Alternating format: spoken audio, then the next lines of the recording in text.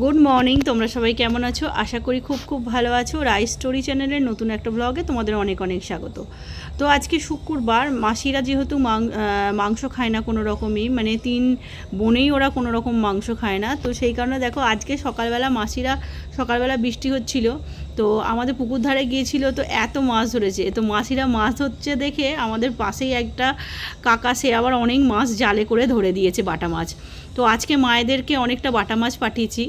আর এখানে দেখো আজকে হবে করলা আলু ভাজা, ডিম আলু কষা, সর্ষে বাটা দিয়ে বাটা মাছের ঝাল হচ্ছে, আর হবে একটু টক, মানে এই বাটা মাছেরই টক করবো। আর এই বাটা মাছগুলো রেখে দেবো, অনেকটা বাটা মাছ হয়ে গেছে, দেখতেই পাচ্ছ। অতটা রান্না করলাম না, এটা ফ্রিজে রেখে দেবো। আর মাকে পাঠিয়েছিলাম সুরজিৎকে দিয়ে বাটা মাছ আনতে, যখন মাংসটা কিনতে গিয়েছিল। মা আবার নুন হলুদ মাখিয়ে মোরলা মাছ বেছে পাঠিয়ে দিয়েছে, আমি এই মাছ খেতে ভালোবাসি বলে। আজকে আর এইসব হবে না, আজকে এই দুটোই কন্টেনারে করে ভরে ফ্রিজে রেখে দেবো। কালকে এগুলো সর্ষে বাটা দিয়ে ঝাল করব। আমার সমুদ্রের মোরলা খেতে ভীষণ ভালো লাগে, সর্ষে বাটা দিয়ে ঝাল। আর দেখো এই 4টে চিংড়ি মাছ ছিল, সেগুলো আমি ভেজে রেখে দিয়েছি, দুষ্টু আর সুপর্ণার মেয়ে খাবে বলে।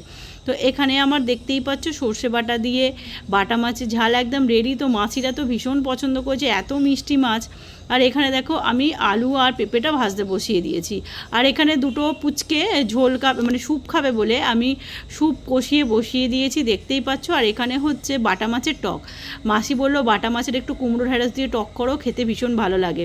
তো আমি তো এমনি মোরলা মাছের টক, চিংড়ি মাছের টক, একটা লেজাও ফেলে দিয়ে টক করি, দেখতেই পাও। তো আমি টক সব রকম দিয়েই খাই। আর এখানে মাংসটা দেখছো হুইসেল দিয়ে রেডি হয়ে গেছে।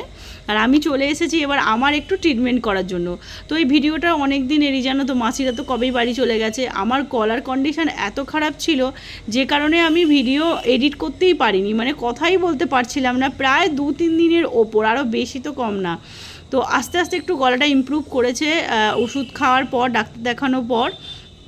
তো আমি ভাবলাম চলো এবার আমারও একটু ট্রিটমেন্ট করে নেওয়া যাক। আমারও অনেক দিন ভ্রু প্লাক করিনি, ফেসিয়াল করা হয়নি। আমি আইব্রো এমনিও অনেক দিন ছাড়া ছাড়া করি, কোনো অকেশান না থাকলে না আমি আইব্রো করি না, কারণ আমার ভীষণ লাগে, আর সেই কারণে আমি করি না।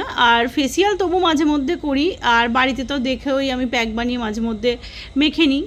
তো সেই কারণেই দেখো আমার ভ্রু প্লাক হচ্ছে, দেখতে পাচ্ছ চোখ দিয়ে জল বেরিয়ে গেছে। আমার ভ্রু প্লাক করতে ভীষণ লাগে, আমি সেই কারণে ভ্রু প্লাক করি না। আর শীতকালে যদি কোনো অকেশানও পড়ে, আমি শীতকালে ভ্রু প্লাক করতে যাই না, যে বিয়ে বাড়ি পড়ুক যাই পড়ুক, আমার ভীষণ লাগে বলে আমি করি না। তো অনেক দিন ছাড়া করছি। আমার বোন বলছে অনেক লোম বেরিয়ে গেছে, তোর আরও লাগবে, তার থেকে প্রত্যেক মাসে মাসে করবি, লোমটা কম গজাবে, লাগবে কম। তো এই দেখতেই পাচ্ছ আমার ভ্রু প্লাক হয়ে গেছে। কপালের লোমগুলো আমার বোন পরিষ্কার করে দিয়েছে, অনেক কপালে লোম বেরিয়ে গিয়েছিল। তো যাই হোক, সব শেষে এবার নিজের জন্য একটু সময় বার করে নিয়েছি, নিজেকে একটু দুর্গাপুজোর জন্য প্রিপেয়ার করে নেওয়ার জন্য। তো এই হয়ে গেল আমার ভ্রু প্লাক। এবার আমি কিন্তু চারকোল ফেসিয়াল করি। তো দেখো এটা হচ্ছে হাইড্রা ফেসিয়ালের কিট। তো বোন তো আমাকে বললো তুই অনেক দিন ফেসিয়াল করিস নি, রান্না করিস বলে মুখে হালকা কালো ছোপ পড়ে গেছে। তো সেই কারণে বোন একটু হাইড্রা ফেসিয়ালের কিটগুলো দিয়ে আমাকে চারকোল ফেসিয়ালটা করে দেবে। তো এই হচ্ছে চারকোল ফেসিয়ালের প্যাক, দেখতেই পাচ্ছ। আমি আর বললাম পার্লারে যাইনি, আমি ঘরেই ছিলাম। আর বোন সেইমাত্র পার্লার থেকে ঘরে এসেছে, পুজোর সময় যেহেতু চাপ থাকে, বোন বললো তুই একটু রেস্ট নিয়ে নে, তোকে আমি এখানেই করে দিচ্ছি। আর কালকে আমি করব হচ্ছে ক্যারাটিন স্পা, যেটা হয় ক্যারাটিন স্মুথ একদম স্পা যেটা হয়, সেটা তোমাদেরকে আমি ভিডিওটা আপলোড করে দেবো। তো তারপর তো পুজো পড়ে যাচ্ছে। যাই হোক, তো বললাম তোমাদের যে আমার গলার কন্ডিশন খারাপ বলে ভিডিওগুলো সব আপলোড করতে দেরি হয়ে গেছে, যেহেতু আমি এডিট করতে পারিনি, ভালো করে কথা বলতে পারছিলাম না, শুধুমাত্র উষ্ণ গরম জল দুধ এইসব খাচ্ছিলাম, ভালো করে খেতেও পারিনি। তো যাই হোক, এই যে আমার ফেসিয়াল স্টার্ট হয়ে গেছে, ফুল ফেসিয়ালটা কমপ্লিট হয়ে যাক, তোমরা দেখতে থাকো কিভাবে ফেসিয়ালটা হচ্ছে, আর কিভাবে আমার স্কিনটা আরও আগের মতো ইমপ্রুভ হয়। মানে ফেসিয়াল করলে দেখবে অনেকটা গ্লো হয়, স্কিনটা অনেক ইমপ্রুভ হয়, আরও গ্লসি হয়।